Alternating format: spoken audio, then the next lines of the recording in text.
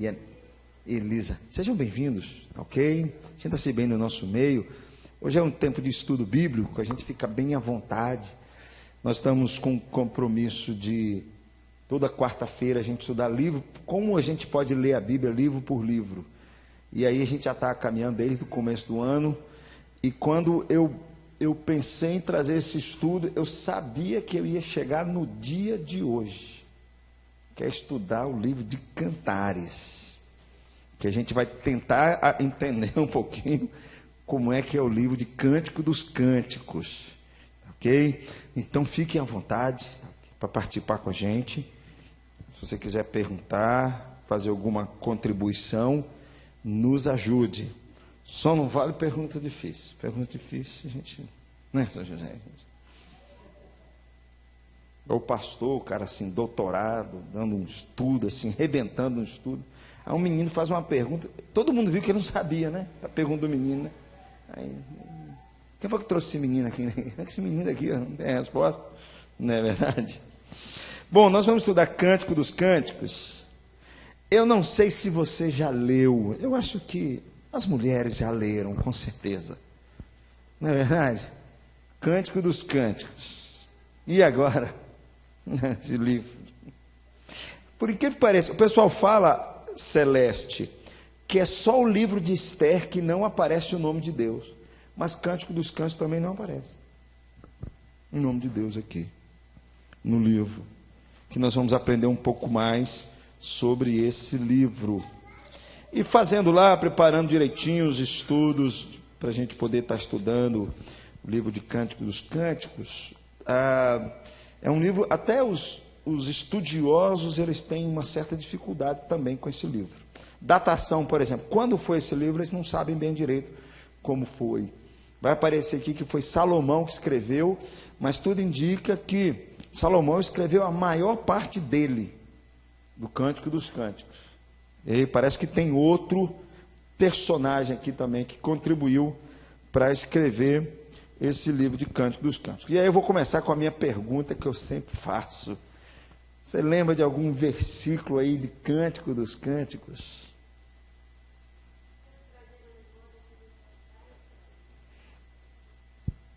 Isso é Lamentações. Isso é Lamentações. Cântico dos Cânticos, só para ajudar vocês, quando diz assim, ó. Fala, neném. Cântico dos Cânticos, quando ele fala assim, o amor é mais forte do que a morte. É o amor. Ninguém, gente, eu vou, aqui estou cheio de casal, com o Marivaldo, né, o Joveli, repete seu nome, Rafael. Leiam esse livro, cheguem em casa, chama a sua amada Suzy, volta aí, chama a Elisete, vem cá, meu bem, vamos ler esse livro nós dois aqui, não estou entendendo nada, mas é bonito, vamos ler aqui. Pode falar, volta aí. Quando eu dava aula para o jovem, a Celeste não aceitava isso aqui de jeito nenhum, ó. O marido dentro da esposa. As éguas ficavam no Faraó, para a querida minha. Você é mais belo que as éguas de Faraó. Valtaí, você sabe o que você me lembrou, Valtaí? Eu fiz um casamento e usei esse texto. Quando eu falei isso, menino, o povo caiu em cima de mim. Você é mais belo que as éguas de Faraó. Imagine falar uma coisa como essa. Para, Toninho. É um versículo, Toninho, de Cântico dos Cânticos. Você falou para a Celinha hoje. Tenho certeza. Tenho certeza. Você falou para a Celinha hoje. Não, quero saber do versículo, não quero saber de Salomão. Salomão devia ser um beijoqueiro daquilo, porque o primeiro versículo aqui fala que beija-me com os teus beijos da tua boca. Exatamente. O teu amor. Olha que coisa linda. Hein? Cheguei em casa hoje, Celinha, vem cá, senta aqui, meu bem. Beija-me com os beijos da tua boca, que é o melhor teu amor do que o vinho. Alguém mais se arrisca, gente? Está todo mundo apaixonado aqui dentro desse lugar, né? Não é verdade? É um livro que a gente lê assim, você vai perceber que tem muitas imagens que ele vai utilizando para traduzir uma linguagem que, na verdade, o livro ele vai traduzir o amor de um homem por uma mulher. É isso que ele vai dizer aqui. É um amor de um homem por uma mulher. Uma vez eu ouvi um teólogo, ele falou assim, na cabeça dele, ele perguntando assim, como é que esse livro está aqui? Está aqui, faz parte do cânon bíblico, está aqui. Nós vamos ver que ele tem um papel importantíssimo, muito importante também para a nossa própria vida. E aí eu queria começar dizendo que Cântico dos Cânticos é um poema de amor, de vários episódios, celebrando o verdadeiro amor sexual entre uma mulher e um homem. Aí nós já começamos, tira os meninos do recinto, nós vamos falar, não é verdade? Não é nada disso, é justamente o contrário. Quando eu estava fazendo esse estudo, eu estava falando assim, hoje nós vivemos num contexto, eu vou até comentar isso aqui, onde você tem uma sexualidade doentia, o sexo que ele é propagado, ele é um sexo doentio, ele é um sexo pervertido, ele é um sexo que ele atrapalha tudo.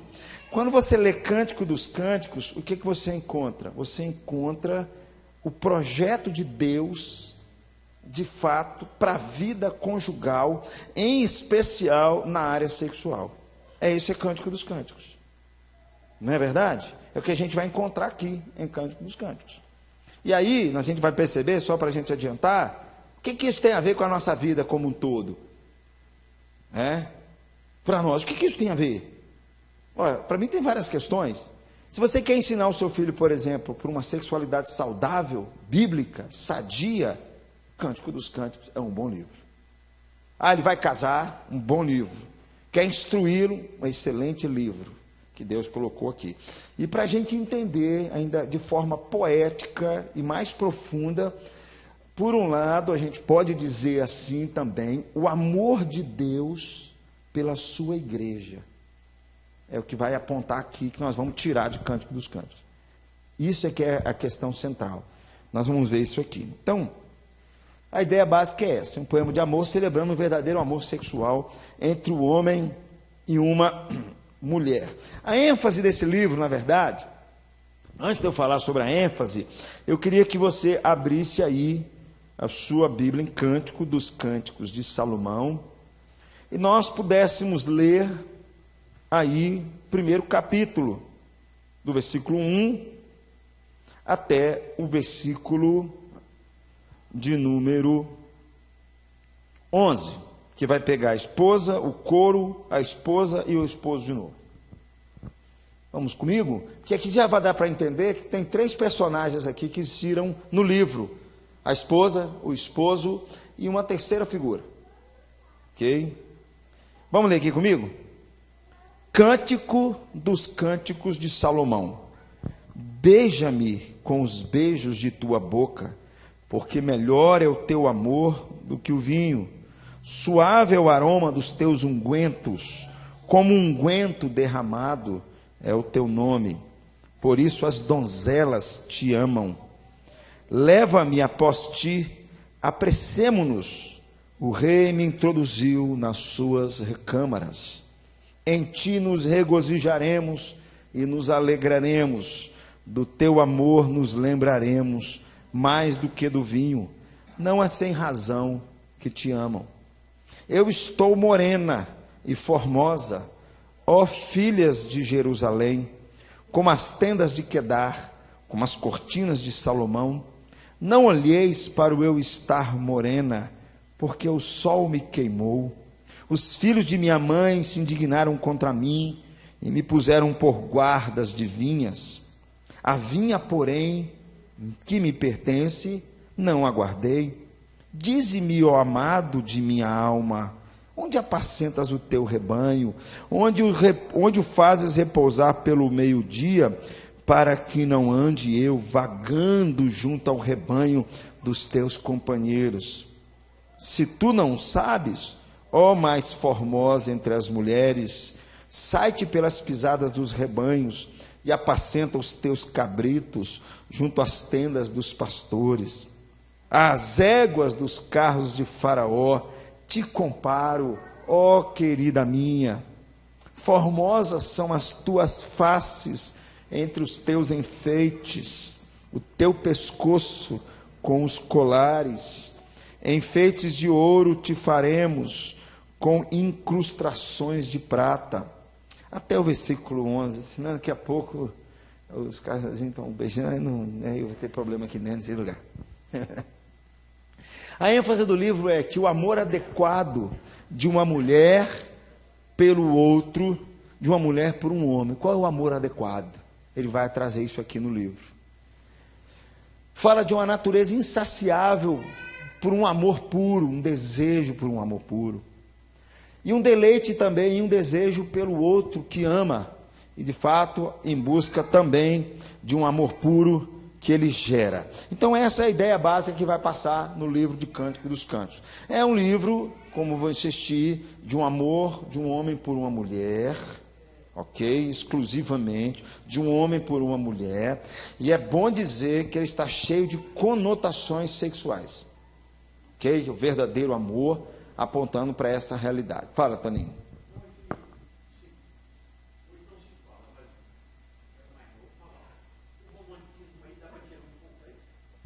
Tudo.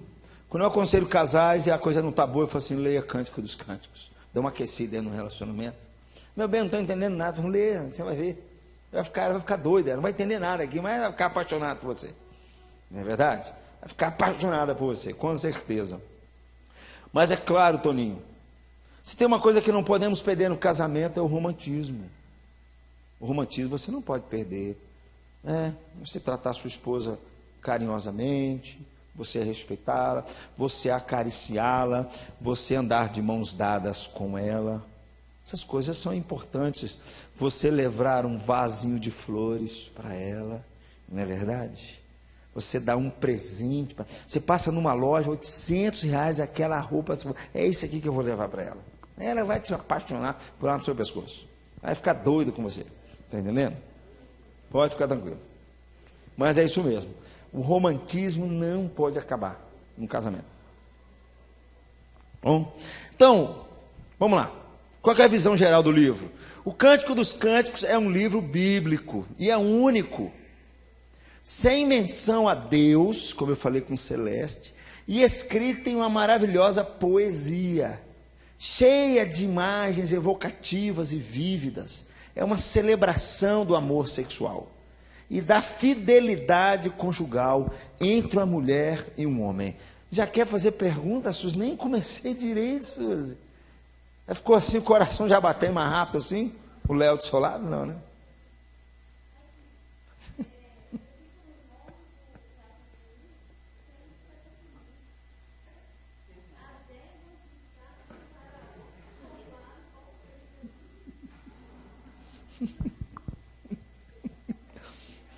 Então, assim, para a gente é difícil, não é verdade? A gente precisa se reportar lá, né? Eu acredito que não deveria ter, a ideia é que não deveria ter uns animais mais bem cuidados, mais lindos, mais fortes, mais esbeltos do que as éguas de Faraó, né? Que ele tinha lá, não é verdade? Então, com certeza, poesia é assim, né? Ele olhou para lá e falou assim, ó, eu comparo você às éguas, ó querida minha. Ela entendeu, né? Se eu falar isso aqui, você não vai entender nada. Mas é bom trazer essa ideia, que ele está olhando o que são as éguas de Faraó. Com certeza, deviam ser os animais mais bem cuidados, mais lindos, mais assim, uma coisa assim, se você visse as éguas de Faraó, você caía para trás. É o que ele está falando para ela, meu bem, quando eu olho para você, meu bem, uau! É isso que ele está querendo dizer. Gostou, Léo? Você vai falar isso com ela agora?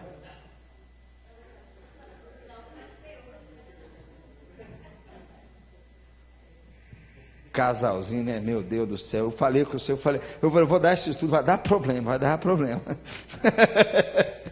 Mas é isso mesmo. Então, Suzy, percebe? Está cheio disso aqui, ó. Cheio de imagens evocativas e vidas. A nossa dificuldade são várias. Uma delas é porque a gente tem dificuldade com a própria poesia. A poesia, até a poesia de Drummond aqui, ó, escrita pertinho da gente, a gente tem dificuldade de entender o que Drummond escreveu. Então a poesia é assim, mas quando você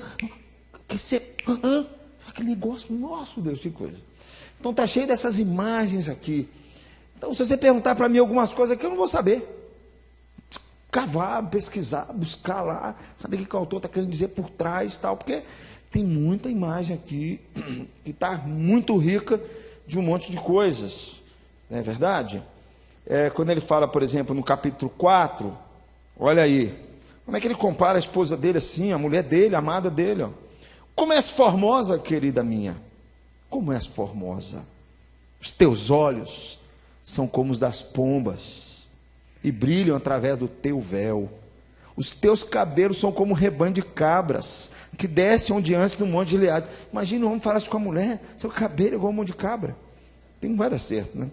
São os teus dentes como o rebanho das ovelhas, recém-tosquiadas, que sobem do lavadouro, das quais todas produzem gêmeos, nenhuma delas há sem crias. Os teus lábios são como um fio de escarlata, tua boca é formosa, as tuas faces como romã batida, brilham através do véu.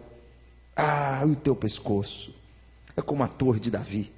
Como é que era a torre de Davi? Sem pesquisar, como é que era a torre de Davi, para perceber o que ele está querendo dizer com o pescoço dela, não é verdade? A gente percebe que essa é uma linguagem evocativa, muito vívida, de uma poesia profunda, que está buscando expressar uma celebração de um amor sexual de um casal. E aqui é importante, porque é casado, né? Os dois estão celebrando a vida sexual. Eu vou falar isso aqui no final, que nós temos problema em relação a isso. Inclusive, até as igrejas às vezes atrapalham, Letícia. Porque às vezes as igrejas, elas muitas vezes acham que porque você falar da área sexual, uau, meu Deus do céu, não. Isso, gente. Então, o Cântico do Cântico está aqui para nos ensinar sobre isso, de forma muito profunda e muito bonita, inclusive. Cântico dos Cânticos é uma antologia de poemas, de diferentes autores, ou seja, é um estudo assim, de bem minucioso, das palavras, tal, do conteúdo das palavras, de autores, por isso que isso aqui é de diferentes épocas também, de acordo com esse autor. Poderia ser considerado como os Salmos, é uma coleção de poemas que exalta o amor compartilhado entre o homem e a mulher. Gente, isso é tão importante que o nosso dia a dia, a gente vive numa correria tão grande, mas tão grande, e aí a gente não para perceber essa beleza toda aqui, que está aqui para nós. O casal deveria celebrar. Os novos, os namorados deveriam olhar para esse texto, ansiando para que chegue nesse momento. Mas nós devemos levar em conta a abertura do livro. Está escrito aí, o Cântico dos Cânticos de Salomão. É uma forma de superlativo no hebraico. A ideia aqui é como se fosse assim, é uma expressão ápice de todos os cânticos, conforme a gente fala assim, o rei dos reis. Não é isso? É uma forma assim mais exaltada que ele está querendo dizer aqui sobre o Cântico dos Cânticos.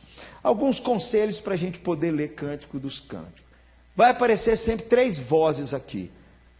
Você pode observar aí na sua Bíblia, olha só. Por cima assim, eu gosto que olhe na Bíblia assim por cima. Ó. Sempre vai aparecer assim, o esposo, a esposa e o coro.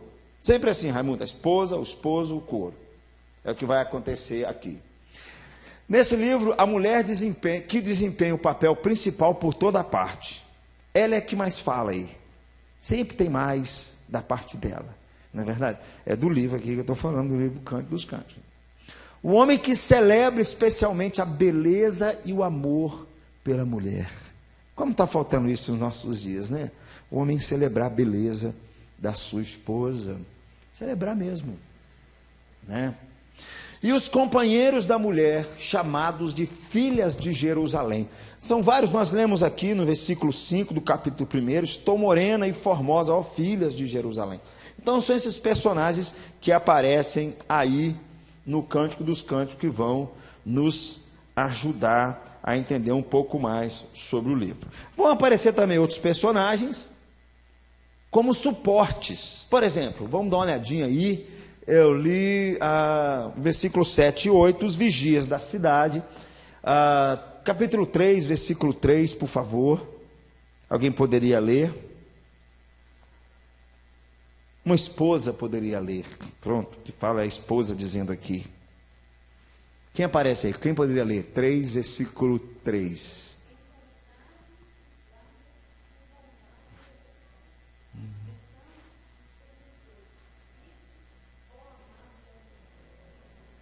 Percebe? Então são personagens que vão aparecendo ali, vão dando suporte a essa linguagem poética entre o esposo e a esposa que vai permeando todo o livro. Quer ver quem aparece mais? Os irmãos da mulher. Capítulo 8, versículo 8 e 9. Uma outra pessoa poderia ler para nós.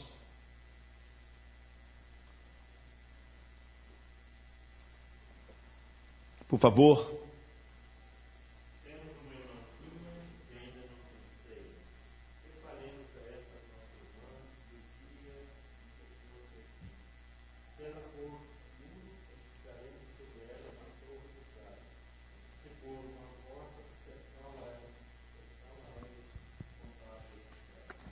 Então, aparece aí essas pessoas. A parte mais difícil é a gente determinar qual que é o papel de Salomão nesse processo.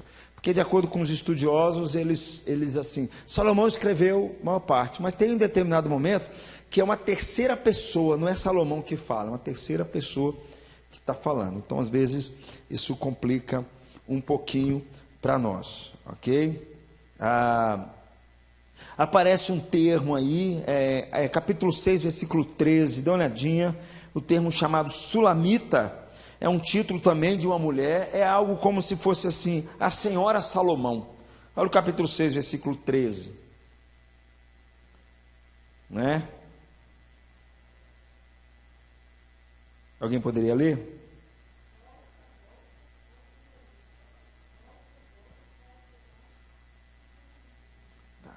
Então, é alguém que aparece aí, que o homem no poema é o próprio Salomão.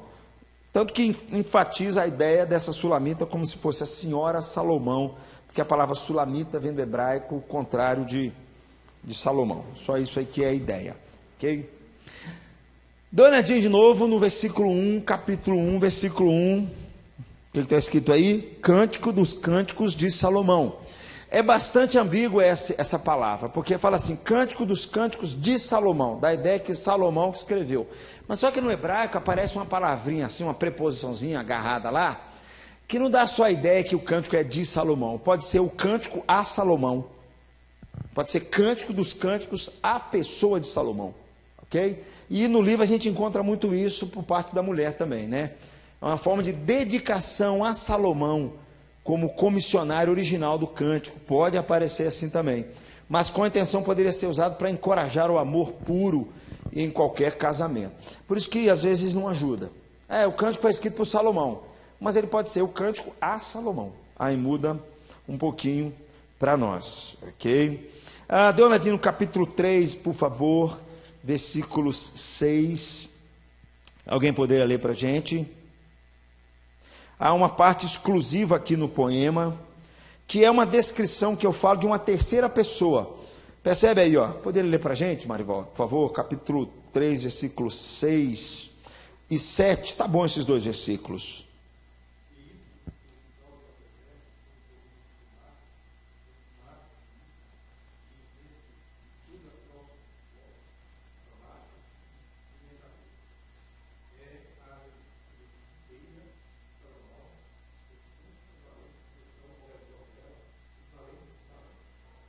Percebe? É uma terceira pessoa que está dizendo. É uma liteira de Salomão. Então, por isso que alguns autores acrescentam que pode ter, Salomão escreveu, e algum outro escritor também aparece aqui para nós. Se você continuar lendo, você vai ver que, a partir do versículo 8 do capítulo 6, você vai ver uma certa descrição, uma alusão ao harém lá de Salomão. Nós sabemos que Salomão tinha quantas mulheres?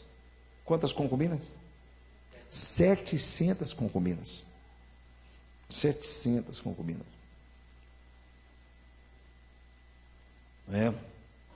Então, é o que a gente vai perceber no livro como um todo.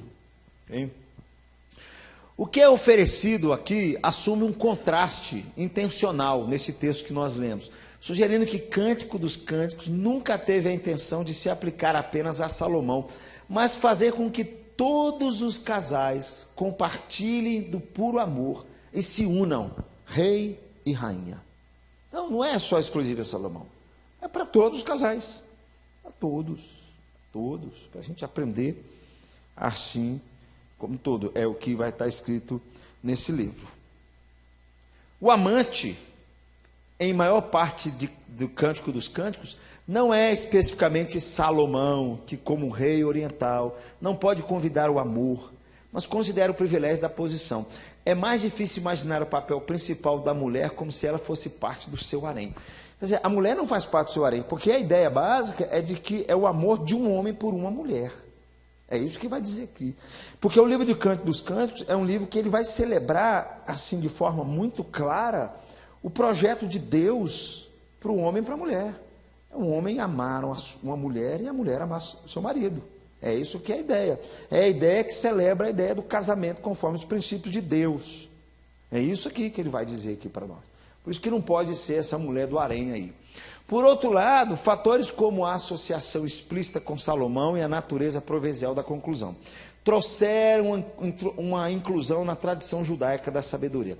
A mudança constante de falantes e a riqueza da poesia pode tornar difícil de definir a estrutura. Porque quando esses estudiosos eles estão tentando achar uma estrutura para o livro. E aí ele faz muito dessa troca, assim, ora um falante, ora o esposo, ora o coro, e às vezes é difícil você achar qual é a estrutura do livro, para você tentar entender o que o autor está querendo dizer. É só essa observação que eu coloquei para você aqui. Mas tem algumas pistas que nos ajudam, os refrões também, que são muito repetitivos. Olhem lá, capítulo 2, versículo 7, conclui com várias cenas aí, com refrões repetitivos. Alguém poderia ler?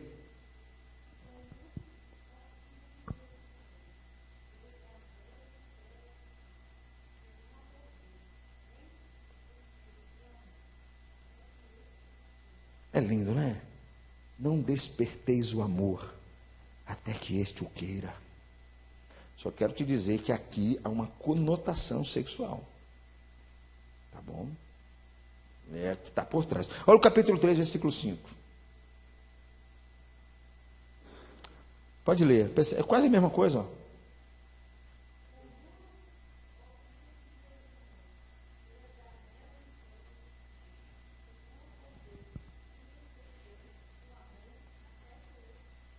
Tá? Então, essas imagens que se repetem assim, elas, por um lado, são pistas, ok? Para a gente poder tentar entender melhor o livro. A poesia em si é cheia de imagens, como eu falei, ricas, poderosas. O ideal seria nós pegarmos e tentarmos estudar cada imagem dessa, bem especificamente. Quando ele fala aqui pelas gazelas, os servos do campo, o que ele está imaginando? O que ele está vendo? O que ele está querendo reproduzir quando ele fala essa verdade, né? Então são destinados a evocar a imaginação, porque a poesia, gente, a poesia é esse negócio assim, ela é muito poderosa nesse sentido, porque ela desperta a nossa imaginação. Infelizmente, nós somos muito contaminados com uma visão muito racionalista, essa visão muito quadrada, essa visão nos impede de a gente ter uma visão, às vezes, o poeta é aquele camarada. Ele tem uma visão do mundo. Rapaz, onde é que esse cara tirou isso? Às vezes é uma verdade tão profunda, ele traduz com pouquinhas palavras uma verdade profunda com poucas palavras. A gente é da terra aqui de Drummond de Andrade, maior poeta da língua brasileira, né? A gente tem dificuldade de entender Drummond, mas quando você, nossa, que isso? né? Letícia gosta muito de Crônicas de Nárnia, né? O C.S. Lewis explora ali algumas imagens. Você fala, nossa, que isso aqui? Então, ela consegue cavar nossa imaginação de uma forma muito profunda, assim, falar diretamente ao coração. É isso que está dizendo aqui. Isso é interessante para a vida de casais também. Porque se o casamento for só naquele negócio lá, bate e volta, sabe? Todo dia aquele negócio assim, tem que ter essa, como o Toninho lembrou, né? Assim, essa questão romântica. E a poesia nos ajuda.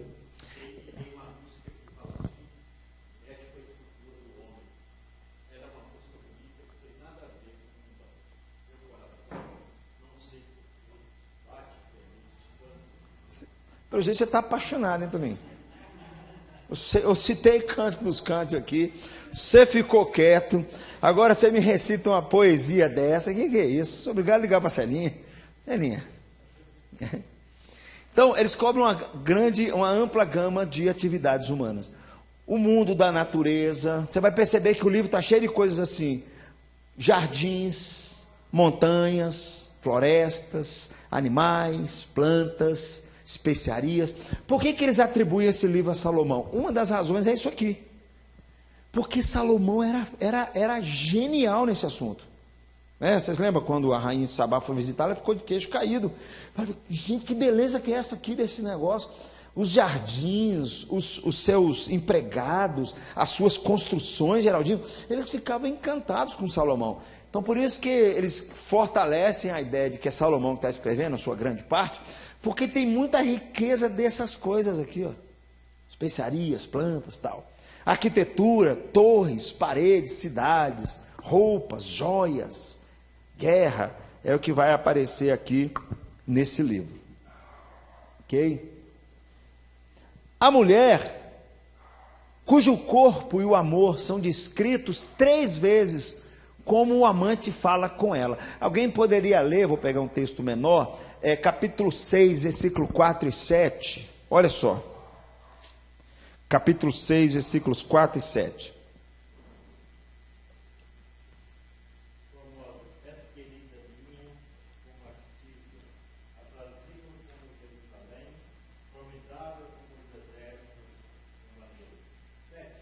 Isto, volta aí. Não, de 4 a 7, por favor.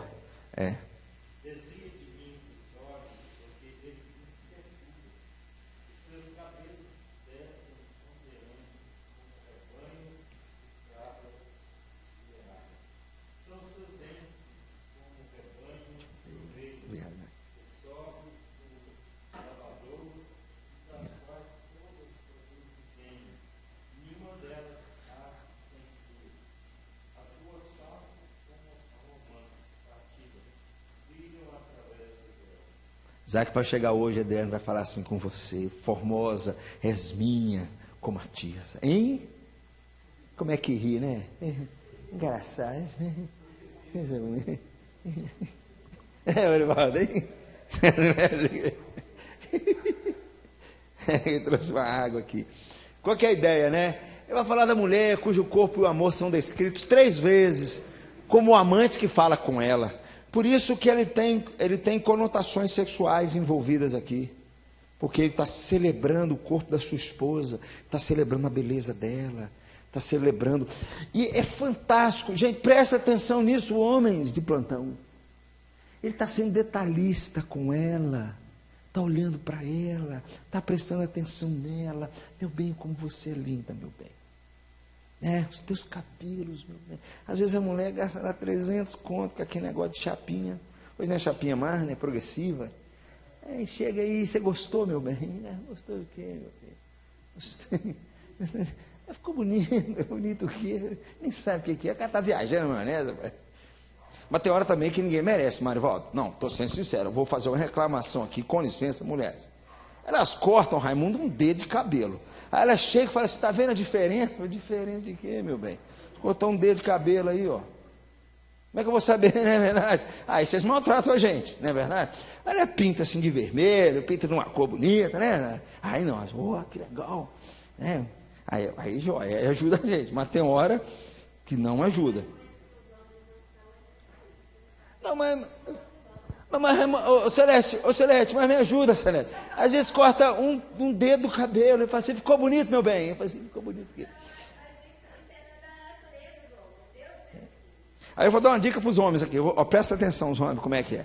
Se elas fizerem isso, você vai chegar para elas e falar assim, você gostou, meu bem? Sim, gostei. Eu gostei também. Ele nem sabe o que é, mas ele gostou.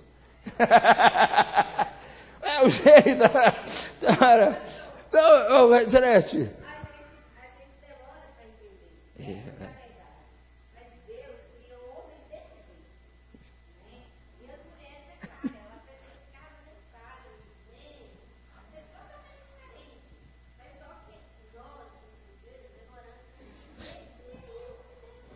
Esse é.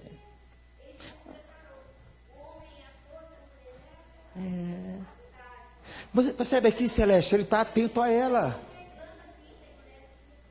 Sim.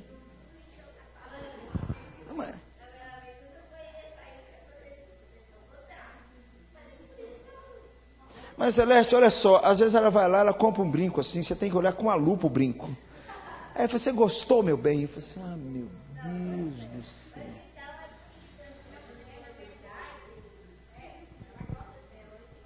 Não, então, é isso que eu estou falando. Ele está atento, o esposo está atento à esposa. Ele está observando os detalhes, ele está elogiando, ele está. Isso aqui, pai, isso aqui tem que fazer parte da nossa vida, do casal. Aqueles que vão casar têm que saber que vão celebrar isso depois lá. Concordo com você, Celeste. Esse livro chama a nossa atenção para um amor que Deus quer que a gente desfrute na vida conjugal. Mas ele está atento a ela, aos olhos dela, aos dentes dela. Não é verdade? Suas faces como romã. Aqui, é vista especialmente em termos de um jardim e uma vinha repleta de preciosos frutos. Ele repete muito isso, jardim e vinha. Eu vou mostrar para vocês no final por que ele fala um pouco de jardim. É muito joia o que o autor quer nos levar a pensar. Especiarias e vinho para o prazer do homem. O corpo do homem é descrito apenas uma vez, graças a Deus, né? Escrito só uma vez. Pela mulher para as filhas de Jerusalém, com toda uma gama de imagens. Ela também está atenta a ele, né? Descreve o corpo dele, descreve os seus bíceps, não é verdade? Ele vai falando isso daí, ok?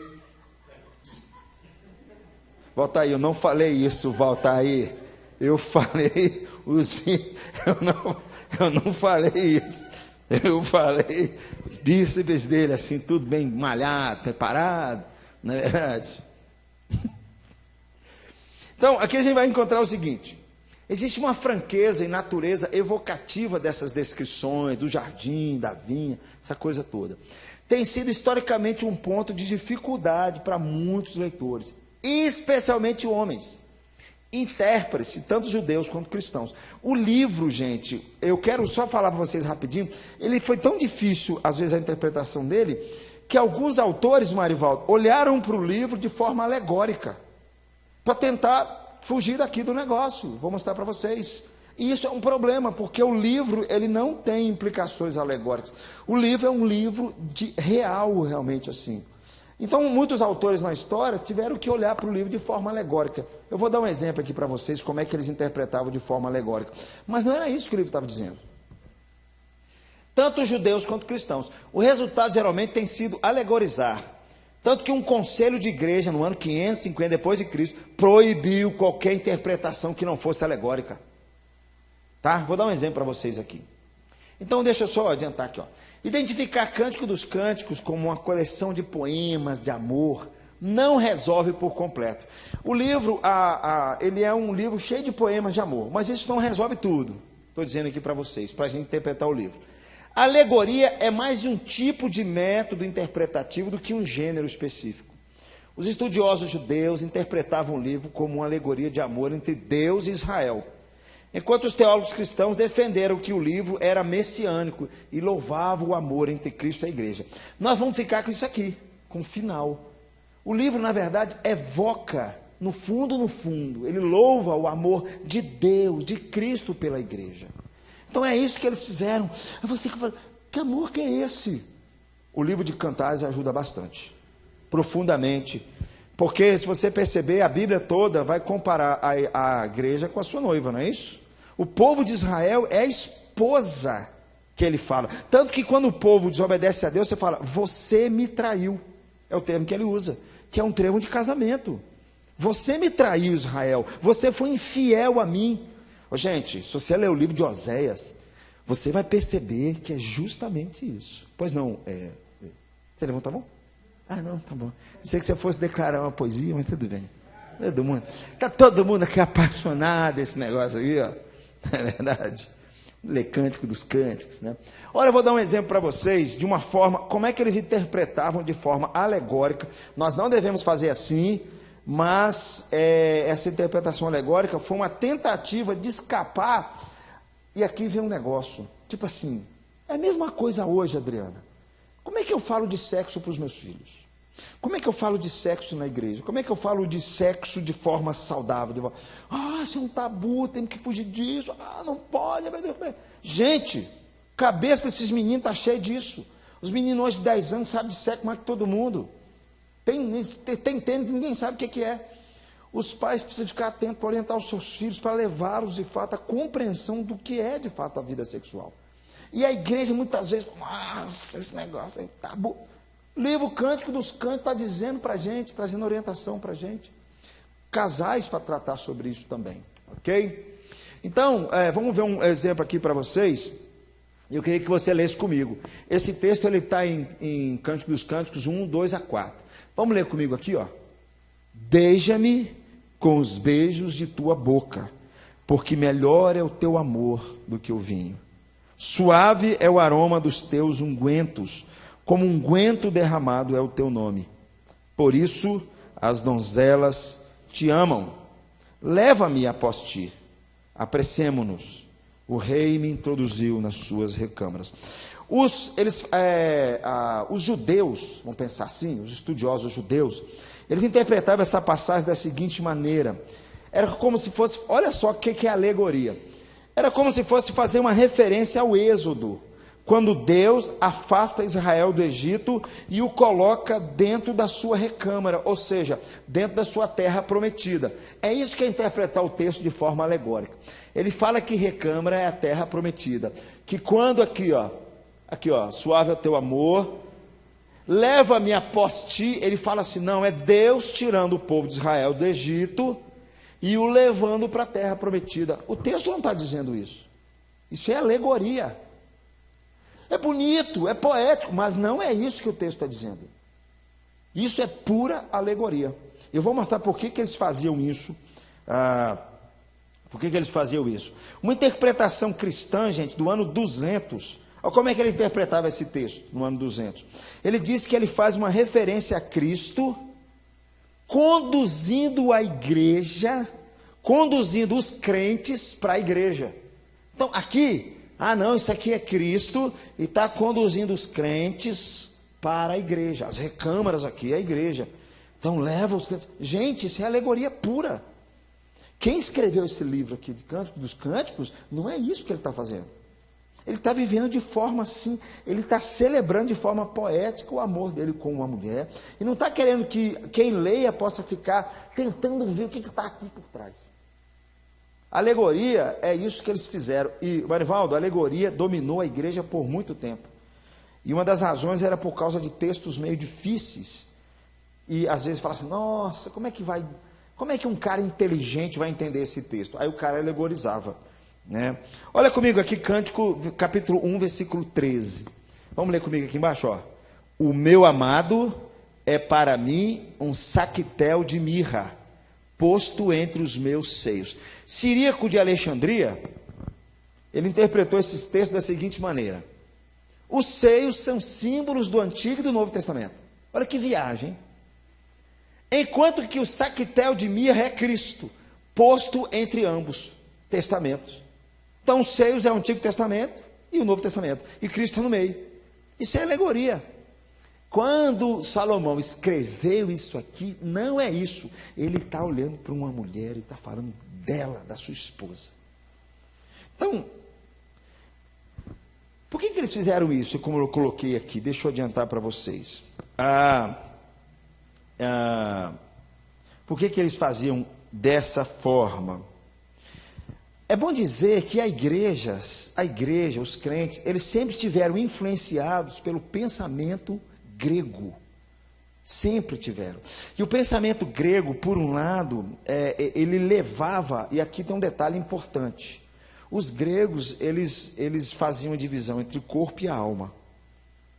Esse pensamento era comum entre os gregos. O corpo não prestava, a alma que prestava. O corpo é a prisão da alma. A alma tem que ficar livre do corpo. É por isso que eles faziam. Então, isso levava a algumas situações que muitos crentes caíam nela. Pegavam o evangelho, misturavam com a filosofia grega e faziam uma bagunça. Quer ver um exemplo simples que tem a ver com essa ideia? Por exemplo, quando alguém entrava, por exemplo, para um mosteiro, porque ele pensava assim: eu preciso sacrificar o meu corpo ao máximo, evitar as questões da contaminação do mundo sobre o meu corpo, para purificar a minha alma. Isso não é evangelho, isso é filosofia grega, envolvida dentro do cristianismo, o pensamento cristão. Então, quando os crentes do ano 200, ano 500, ano 1000, quando liam o Cântico dos Cânticos, eles muitas vezes influenciados por esses pensamentos, eles faziam uma interpretação alegórica de Cântico dos Cânticos, porque eles falavam assim: gente, nós não podemos tratar de questões sexuais dentro da igreja, ou para os crentes, isso é imoral, isso é não sei o quê. Então, em um determinado sentido, isso só atrapalhou.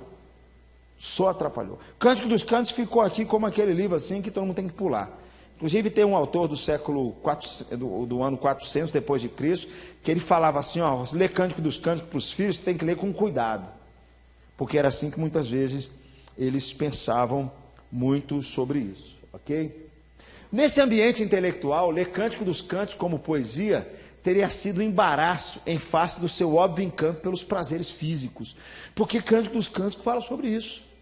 Como é que então o crente não pode celebrar o casado, né? Não pode celebrar sua esposa, ou a esposa, o marido? Como é que pode uma coisa dessa? Como é que pode acontecer em qualquer época pressupostos culturais influenciar os intérpretes contra o sentido original do texto, resultando em uma interpretação espiritual em vez de sexual de Cântico dos Cânticos? Gerou-se um forte ímpeto para se separar o espiritual do físico. Gente, isso aqui é um problema sério. É um problema sério isso aqui. Às vezes se separar, dizendo que isso não é cristianismo, isso é filosofia grega. Não, nós somos uma só pessoa. Físico, corpo, alma, está tudo junto. Né? E a pessoa que casa precisa entender que isso aqui faz parte do casamento dela. Né? A vida sexual faz parte da vida dela. Ela não pode alegar isso só para a criação de filhos. Não é só isso não. Há um fato que precisa ser celebrado também. Ok? O que acabou por influenciar a interpretação de Cântico dos Cânticos na igreja durante séculos, distanciando-a de uma abordagem natural em favor de uma naturagem alegórica. Não dá para interpretar o texto desse jeito. Como é que eu vou falar dessas coisas aqui? Oi. Você vai recitar outra poesia, não, né?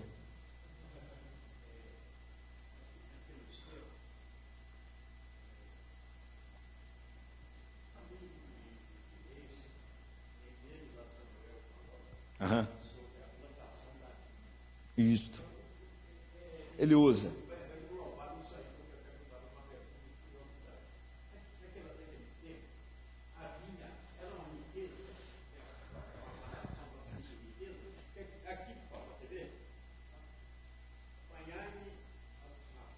Apaixonado.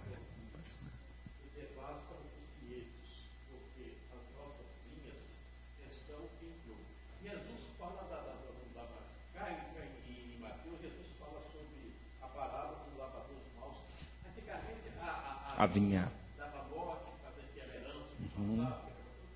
Tua pergunta é boa, Toninho. A vinha ele tem vários significados para ela. Uma delas significa o povo de Israel.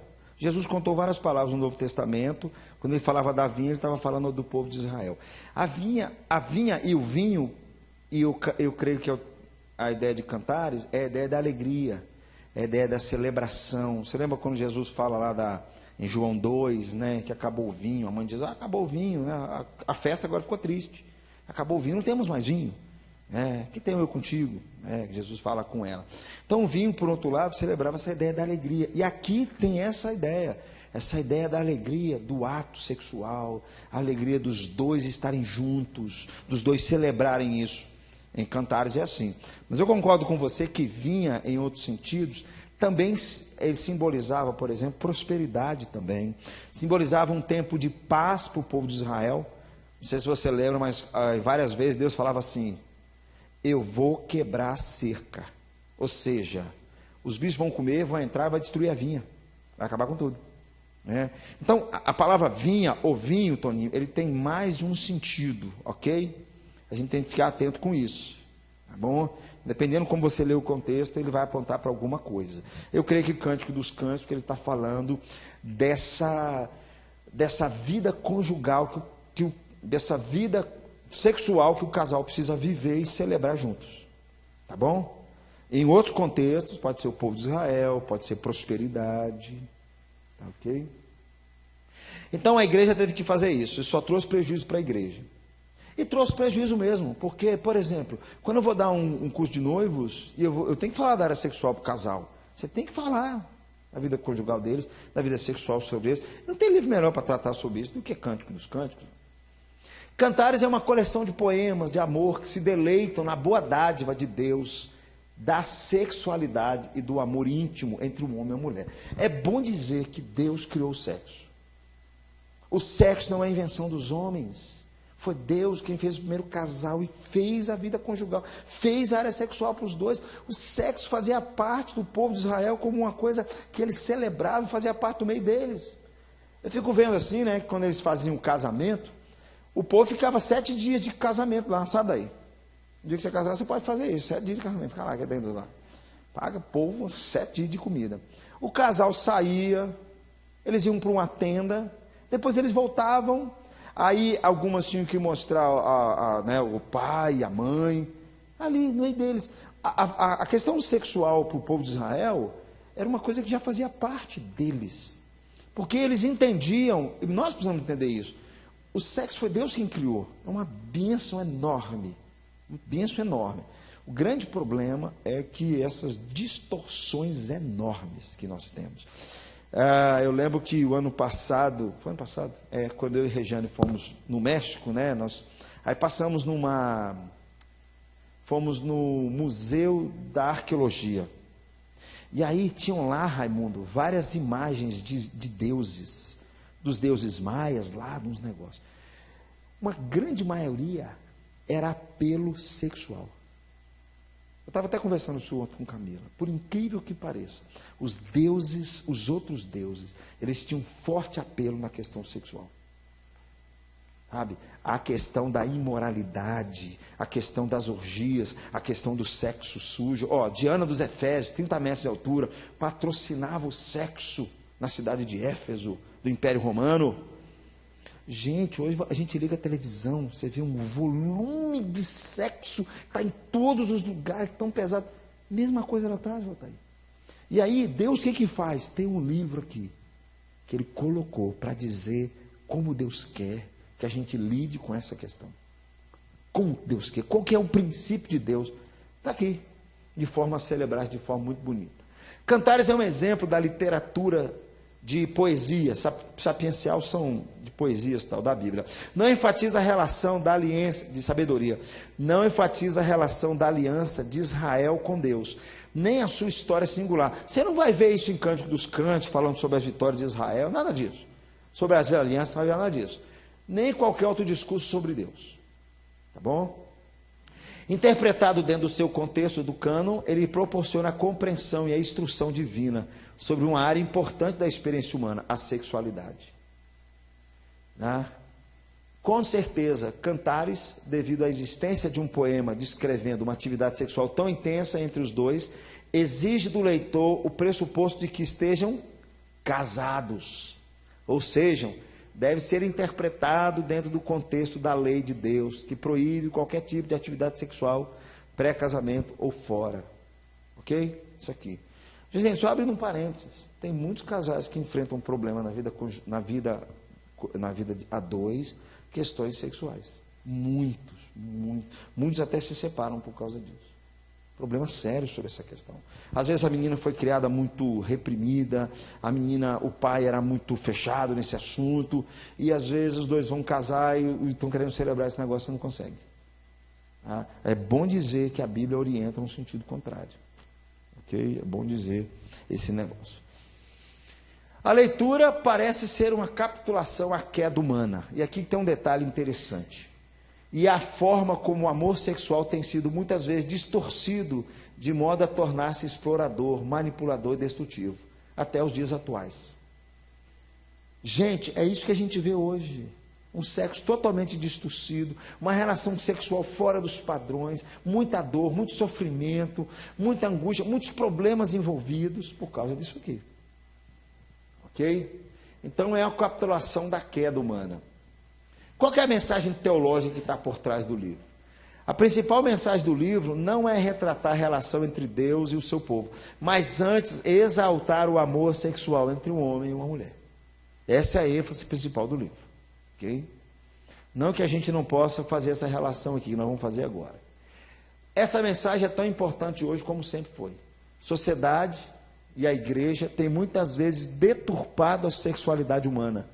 Assim é importante lembrar que o sexo dentro dos parâmetros do casamento é uma dádiva de Deus. É isso que a igreja precisa lembrar. É isso que nós precisamos ensinar para os nossos filhos. É isso que nós precisamos acreditar, que isso aqui. E dentro dos parâmetros bíblicos, ele precisa ser celebrado. É isso que o cântico está dizendo. Às vezes as pessoas falam assim, o cara é crente, né, melhor, o cara é crente, aí o cara olha e fala assim, essa vida sexual deve ser uma porcaria, né? Você nem isso você deve fazer. Por quê? Porque, tipo assim, eu tenho a minha mulher e tenho meus pulos de gato por aí fora. Você acha que eu vou conseguir viver tanto tempo com uma mulher só? Aí a Bíblia fala assim, é possível. Não só é possível, como você pode celebrar isso de uma maneira muito mais profunda, muito mais bela, dentro dos parâmetros que Deus colocou. É isso que está em Cântico dos Cânticos. Ele está dizendo que isso é possível e na vida do crente ainda mais. Mas aí, como eu disse aqui, tanto a sociedade como a igreja, às vezes, Celeste, atrapalhou isso. Porque a igreja falou assim, não vou tocar sobre esse assunto, isso é uma coisa suja, ninguém fala sobre isso, e tudo mais. Não é verdade? A perversão da sexualidade ocorre de duas maneiras. A nossa sociedade faz do sexo um ídolo. Tudo é sexo. Se não tiver sexo, se não der o que eu estou querendo, se não for sexo, a vida não tem... A alegria passa por aqui, ele é meu ídolo, tudo gira em volta dele. Não é isso aqui não. Por outro lado, a igreja perverte a sexualidade, tornando algo sujo ou um tabu. Eu sei que vocês já ouviram essas coisas, né? Só vou citar aqui, né? Eu já ouvi essas coisas, né? O cara casou, tal, aquela coisa toda, e aí o casal, na hora do seu momento lá de namorar os dois, não é verdade? Aí o cara botava um pano em cima da esposa, ficava lá. Não é isso que o Cântico está dizendo. Está dizendo para ele olhar para a esposa, celebrar o corpo dela e vice-versa. É isso que ele está dizendo.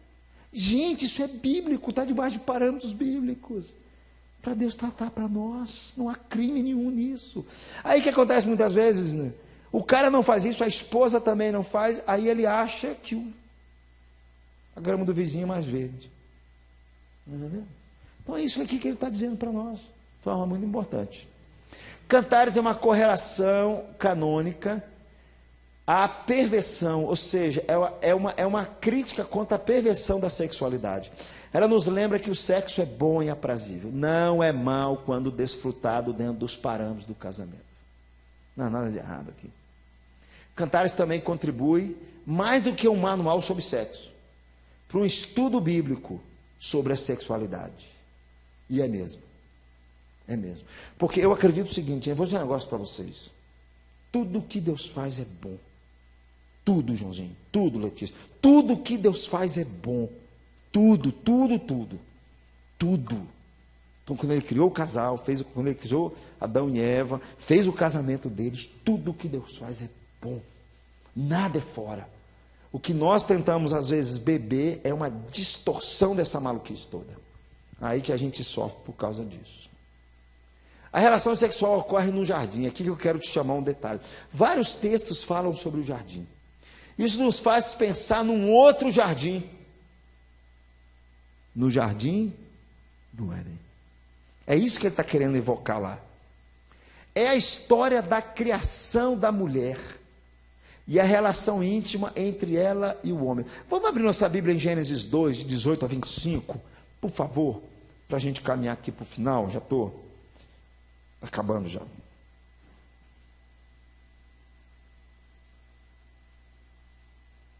Esse texto de Cantares, ele tem que ser lido à luz de Gênesis 1 e 2. Cântico dos Cânticos, você tem que ler à luz, no fundo, pano de fundo, Gênesis 1 e 2. Quando Deus faz o homem, faz a mulher, e os casa. O texto nos diz lá, capítulo de número 2, não é isso? Alguém poderia ler para mim o versículo 24 e 25? Capítulo 2, versículo 24 e 25. Por isso deixa o homem pai e mãe, se une à sua mulher, tornando-se os dois uma só carne. Ora, um e o outro, o homem e a sua mulher, estavam nus, não se envergonhavam. Eles estavam no jardim, estavam nus e não se envergonhavam. Então, o Cântico dos Cânticos vai levar a nossa cabeça lá para Gênesis 1 e 2 de novo. Ok? Antes de tudo. É a história da criação da mulher, recebe um significado sexual no verso, ok? 25, como o Voltaire acabou de ler. Uma mulher estavam nus e não se envergonhavam. Mas no verso seguinte, o que acontece logo depois, no versículo 25, volta aí, do capítulo 25, começa o capítulo 3, fala sobre o que? Capítulo 3 de Gênesis. Mas a serpente...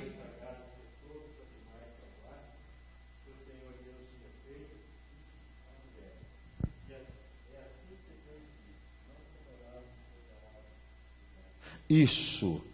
Percebe? Deus os coloca no jardim, estavam nus e não se envergonhavam. Cantares está com isso aqui no pano de fundo dele. Está entendendo? Só que em Gênesis, o que acontece? Entra o pecado. Satanás os tenta, eles se afastam. Lê o versículo 7, volta aí, por favor. Como é que esse estranhamento recebe? O que acontece com essa questão? Que também é uma conotação sexual. Capítulo 3, versículo 7. Abriram-se então os olhos de ambos, percebendo que estavam nus, puseram folhas de figueira e fizeram cintas para si. Então, o pecado produz uma alienação entre os dois. Há um estranhamento. E esse estranhamento recebe também uma conotação sexual.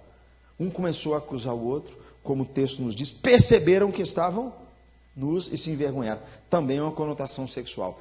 Quando nós vamos a Cantares, nós vemos o homem e a sua esposa também no jardim. Ele repete isso direto. Irmão. Eles também estão nus e sentindo qualquer coisa, menos vergonha. Olha que coisa legal, gente, Cantares. Cantares traz para nós o projeto que Deus quer para o casamento, como ele deve viver, sem que essa perturbação do pecado pudesse atingi-lo. É isso que ele está trazendo para nós aqui. É isso que ele está celebrando aqui para nós. Eles estão nos jardins, em Cantares, estão nus, mas eles não têm a menor vergonha. Enquanto que depois de Gênesis 3, eles passam a ter vergonha por causa da entrada do pecado. Sabe o que isso vai sinalizar por um lado, gente? Vai sinalizar o amor de Deus para com a sua igreja. Vai sinalizar por um lado o que Deus quer na área sexual, como é que ela tem que ser, não afetada e não atrapalhada pelo contexto que a gente vive. Cântico dos Cânticos, ele redime uma história de amor deturpada. O pecado entrou, Celeste, deturpou essa história de amor. Eles passaram a ter vergonha. Em Cântico do Cântico você não vê, João Alexandre, nenhum toque sequer de vergonha. E os dois estão se celebrando. É isso que é fantástico em Cântico dos Cânticos. Isso que é maravilhoso que está aqui. O livro descreve uma restauração do amor humano às suas felicidades pré-queda. É como se ele dissesse assim, Suzy, Cântico dos Cânticos diz assim, é isso que eu sempre quis para vocês, casal. É isso que eu sempre quis para vocês. E aí, para me encerrar, a história não termina aqui. Embora a referência principal seja a sexualidade humana, o livro ensina sobre a nossa relação com Deus.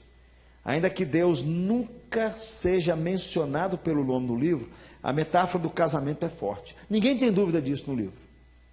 Aqui é a metáfora do casamento. Deus tem uma aliança com o seu povo, muito parecida com uma aliança de casamento. Ele promete, e essa aliança promete e exige o quê? Fidelidade. Não é isso que Deus fez quando ele fez uma aliança com o povo? O que Deus queria dele? Fidelidade. Não é isso que a gente casa, não é isso que um quer do outro? Fidelidade. Então, na aliança, a aliança que se faz no casamento, e a aliança que Deus fez com o povo de Israel, com o seu povo, ou com a sua igreja, é como se fosse uma aliança de casamento. Você vai... O mesmo que não tinha moda de roupa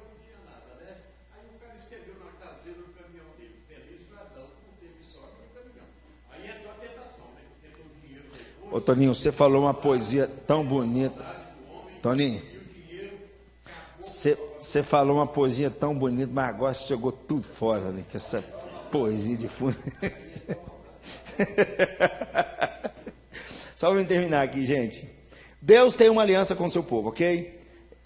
Ela promete que existe felicidade. Quando Israel comete adultério contra o Senhor, a nação está realmente procurando divorciar de Deus. Abra sua Bíblia rapidinho em Oséias, no capítulo. Nós não vamos ler, nós vamos passar só o olho por cima.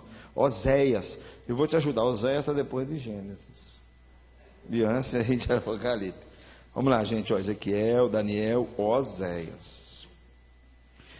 Só passar o olho por cima. Oséias é um livro, Sr. José, que ele foi escrito. Deus chegou para o profeta Oséias e falou assim: Oséias, eu quero que você tome uma mulher. Ela é uma prostituta. Você vai casar com ela. Você vai ter filhos com ela. Porque eu quero mostrar através de você o que o povo fez comigo. Gente, esse livro, se lê, dá vontade de chorar. O povo, na verdade, ele traiu a Deus. Eles estavam no fundo, assim, sendo infiéis à aliança com Deus, como se fosse num casamento. Olha aí por cima para você ver, ó. Você tem aqui, ó, o casamento de Oséias, símbolo da infidelidade de Israel. Aqui eu falei para vocês no começo. Eu vou só ler um texto aqui para a gente ter ideia. Capítulo 12, a infidelidade do povo e a fidelidade de Deus. Olha aqui o versículo 2 do capítulo 2. Acharam aí, ó? Repreendei vossa mãe. Repreendei-a, porque ela não é minha mulher, e eu não sou seu marido. Percebe como é que Deus trata o povo de Israel? Como a sua esposa, como fez um trato de casamento com ela, para que ela afaste as suas prostituições da sua presença e os seus adultérios de entre os seus seios, para que eu não a deixe despida e a ponha como no dia em que nasceu, e a torne semelhante a um deserto, e a faça como a terra seca, e a mate de seca, de sede. Percebe? A linguagem de Oséias é uma linguagem de casamento, mas de alguém que foi traído. Então, por isso, o que a gente aprende com Cantares? Cantares é assim: é meu amor pela minha igreja, é o meu amor pelo meu povo, é aquele amor profundo pelo meu povo. É isso que ele quer. Ele usa desses termos aqui, dessa conotação conjugal, ok? Deixa eu só finalizar aqui. Cântico dos Cânticos se encancha na história de Deus como um lembrete de que o amor sexual que ele criou é bom e deve ser abençoado com fidelidade e deleite piedosos. O Novo Testamento usa a mesma metáfora de forma positiva. Vamos abrir rapidamente, dá tempo ainda, Efésios capítulo 5, versículo 22, por favor. Efésios capítulo 5, Filipenses, capítulo 5, do versículo 22 ao versículo 33, Paulo vai falar do casamento, mas eu quero que a gente leia somente do versículo 23, perdão, versículo 25. Quem achou, pode ler, por favor.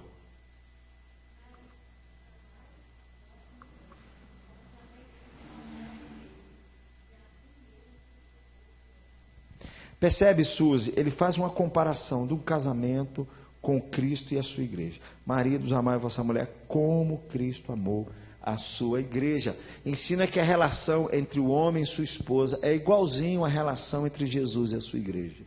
A intimidade no matrimônio retrata a intimidade do amor de Deus conosco. É justamente isso aqui. Tanto que é que a palavra conhecer no hebraico e no grego, em muitos significados, significa relação sexual. Você lembra lá de José e Maria? Né?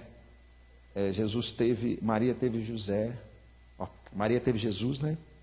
E aí depois o texto diz assim: e José, ela estava grávida, e José não a conheceu até que Jesus nasceu. Ou seja, ele não teve relações sexuais com ela até que Jesus nascesse. Aqui. Não é, portanto, inapropriado ler Cântico dos Cânticos como um poema que reflete a relação entre Deus e o seu povo.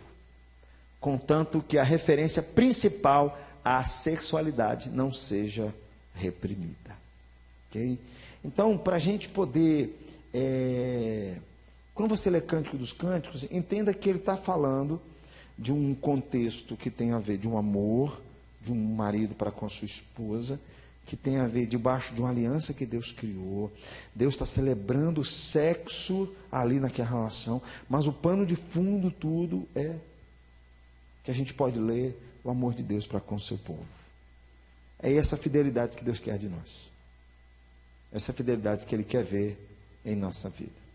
Você vai ler outra poesia, é daquela de fundo de caminhão, não, né? Interessante que lá em Hebreus 13, 4, digno de honra, entre todas, seja matrimônio, bem como o leito sem mácula. Exatamente. Porque Deus julgará os impuros e os adúlteros.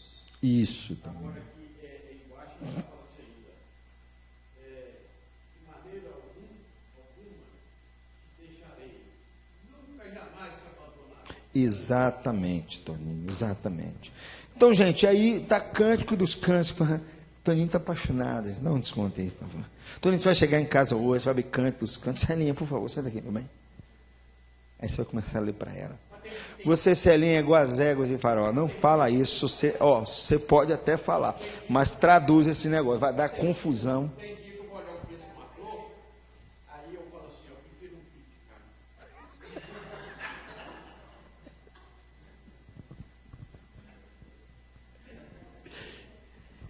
Então, meus irmãos, isso aí é para a gente aprender um pouco sobre o Cântico dos Cânticos. Quando você lê agora, faça uma leitura. É lógico que a gente vai ter dificuldades por causa dos termos que ele usa, do período, da forma poética, dos termos que ele usa. Mas se a gente buscar melhor entender isso aqui, a gente vai falar assim, Deus, obrigado. Como isso é bom. Então, o Cântico dos Cânticos celebra lá, Gênesis, nos leva a Gênesis 1 e 2, antes da queda. É assim que Deus fez, é assim que Deus queria. Ok? É assim, para a vida conjugal. E ao mesmo tempo aponta para uma relação nossa de Deus para com o seu povo. Um amor lindo, um amor assim de alguém que está assim, se doando realmente para com a sua igreja. É lindo, gente, é lindo mesmo. Quando ele fala lá, né, finalzinho de Cantares, né, o amor é mais forte do que a morte. Puxa vida. O amor é mais forte do que a morte. Não sei onde é que está isso. Está no finalzinho aqui. Né? Alguma pergunta, meus irmãos? Se não tiver, nós vamos encerrar antes que Toninho resolva falar mais uma poesia aqui de traseira de caminhão. Aí ninguém merece esse negócio. Brincadeira, Toninho. Tá bom? Vamos ficar de pé então, para a gente orar, buscar de Deus. Pai, muito obrigado pela tua palavra. Como o Senhor é cuidadoso para conosco em todos os sentidos.